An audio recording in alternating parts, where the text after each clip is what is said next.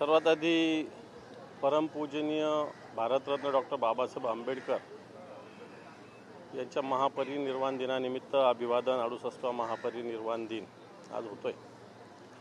आणि या स्थितीत होतो की मागच्या काळामध्ये संविधान जे डॉक्टर बाबासाहेब आंबेडकरांनी निर्माण केलेलं आहे ते संविधानाचं अस्तित्व या हिंदुस्थानात राहील का न राहील, त्यांच्या लेखणीनं निर्माण झालेली लोकशाही आज धोक्यात आहे का सुखात आहे, अशी स्थिती निश्चित राज्य आणि देशात निर्माण झालेली आहे। परंतु एक नक्की ठीक आहे, या सगळ्या गोष्टी संकट संविधान याच्यावरचं संकट हे सगळे होत असताना बाबासाहेबांचे विचार आणि त्यांची प्रेरणा, विचाराची प्रेरणा, मला वाटतं हे संविधान रक्षणाची शक्ती ऊर्जा आमच्यासारख्या कार्यकर्त्याच्या मनगटात निश्चित देत राहतील। आणि आम्ही कसोशीनं या संविधान रक्षणाचं आणि डॉक्टर बाबासाहेब आंबेडकरांनी दिलेलं लोकशाही रक्षणाचं कर्तव्य निभावण्याचा सातत्यानं प्रयत्न करत राहण्याचा संकल्प आज आम्ही करतोय।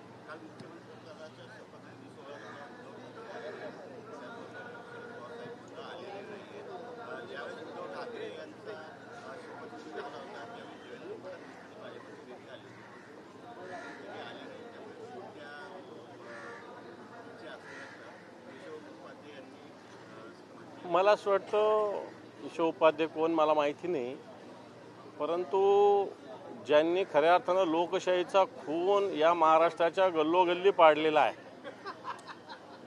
बाबा आढावसारख्या ज्येष्ठ नेत्यांना रस्त्यावर उतरावं लागलेलं आहे।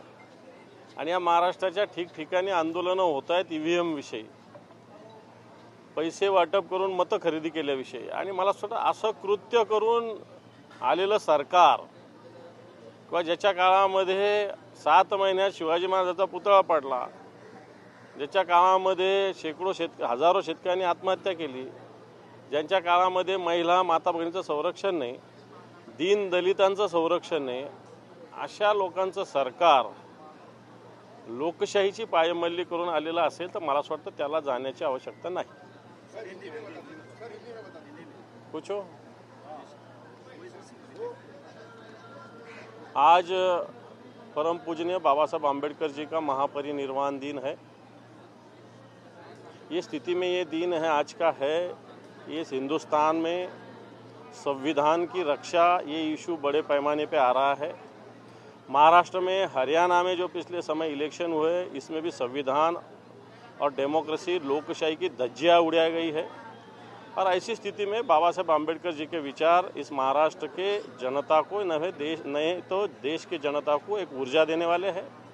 और हम संकल्प करेंगे ये लोकशाही पे कितना भी खतरा मंडरा है, इस लोकशाही का कितना भी धज्जियाँ उड़ाने का प्रयास भारतीय जनता पार्टी जैसी आरएसएस जैसी शक्ति करे, लेकिन हम संरक्षण करने की भूमिका लेते रहेंगे और वो शक्ति हम में आए, ये प्रेरणा मांगने के लिए आज हम यहाँ पे चैत्य भूमि पे आए हैं। Thank you.